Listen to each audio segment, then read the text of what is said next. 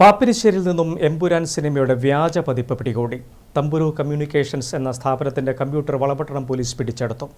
City police commissioner P Nidhin രാജിന് ലഭിച്ച രഹസ്യ വിവരത്തെ തുടർന്നാണ് പോലീസ് പരിശോധന നടത്തിയത്.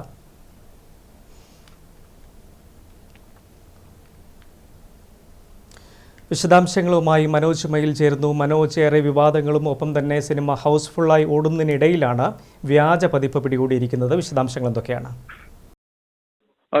City police commissioner P Nidhin രാജിന് ലഭിച്ച രഹസ്യവിവരത്തിന്റെ അടിസ്ഥാനത്തിൽ പാപ്പിനിശ്ശേരിയിലെ തമ്പുരു കമ്മ്യൂണിക്കേഷൻസ് എന്ന സ്ഥാപനത്തിലാണ് അല്പം മുമ്പ് റെയ്ഡ് നടന്നത്. ഇവിടെ നിന്നാണ് ഈ എമ്പുരാൻ സിനിമയുടെ വ്യാജ പതിപ്പ് ഇപ്പോൾ പോലീസ് പിടിച്ചെടുത്തിരിക്കുന്നത്.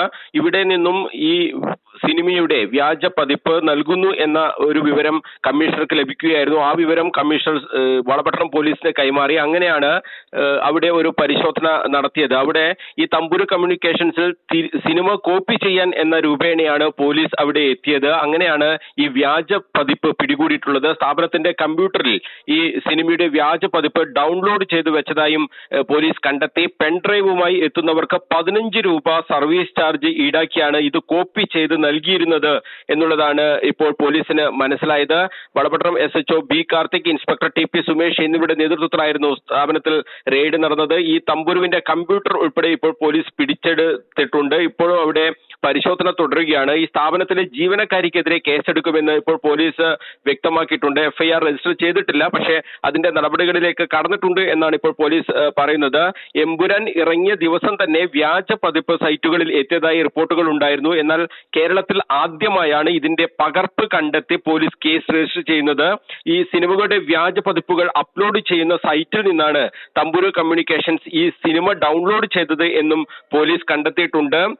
SIമാരായ മധു, ഷമീർ, ASI മധു, CPO നീതു എന്നിവരും ഈ എമ്പുരാന്റെ വ്യാജ പതിപ്പ് പിടികൂടിയ സംഘത്തിലുണ്ടായിരുന്നു.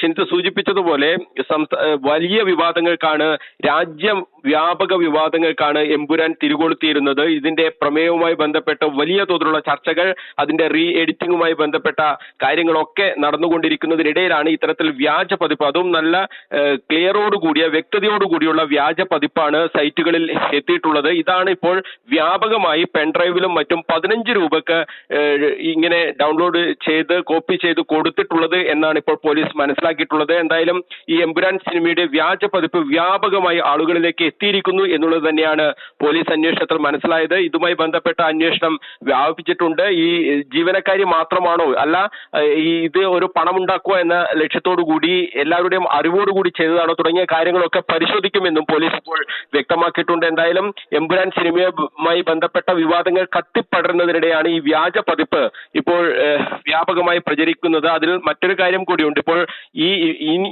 ഇന്നിപ്പോൾ കാണുന്ന രീതിയിലുള്ള ഒരു സിനിമ ഇനി നമുക്ക് നാളെ മുതൽ കാണാൻ കഴിയില്ല. റീ എഡിറ്റ് ആണ്, അതിന്റെ വില്ലന്റെ പേര് പോലും മാറുകയാണ്. അങ്ങനെയുള്ള വലിയ മാറ്റങ്ങൾക്കിടയിലാണ് ഇതിന്റെ വ്യാജ പതിപ്പ് വ്യാപകമായി ആളുകളിലേക്ക് എത്തുന്നത് എന്നതും ഏറെ ശ്രദ്ധേയമായ കാര്യമാണ്. ഷിനിത്ത്.